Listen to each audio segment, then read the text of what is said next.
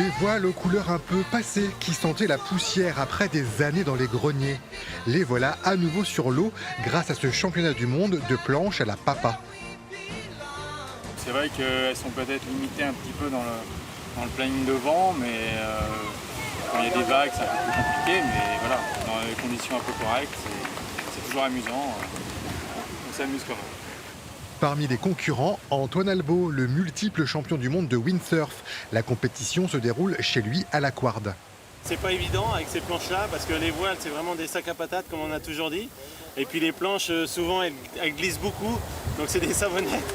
Son père, Jean-Marie Albo, est là lui aussi, un précurseur, le premier à en vendre dans son magasin à La Rochelle.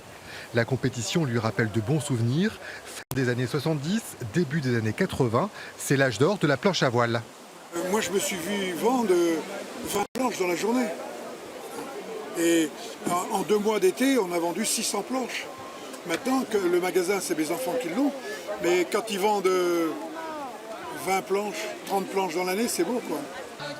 Aujourd'hui, la planche à voile a été détrônée. Le kitesurf ou le paddle ont la préférence des nouvelles générations. Mais les organisateurs de cette compétition amicale sentent le vent tourner. Ils lancent un appel pour sauver les anciennes planches. Dans les maisons, dans les résidences, dans les greniers, dans les garages, elles sont encore. Nous, on va les chercher. Elles ne coûtent rien. Ça évite de les mettre à la poubelle et on leur redonne une valeur d'usage. On retrouve un petit peu nos plaisirs d'adolescence, une petite Madeleine de Proust à nous. Voilà. La prochaine Coupe du Monde de planche à voile à la papa aura lieu l'an prochain, peut-être à la Palmyre. Pour savoir qui détrônera le champion en titre, Antoine Albo. Et oui, il a gagné, comme d'habitude.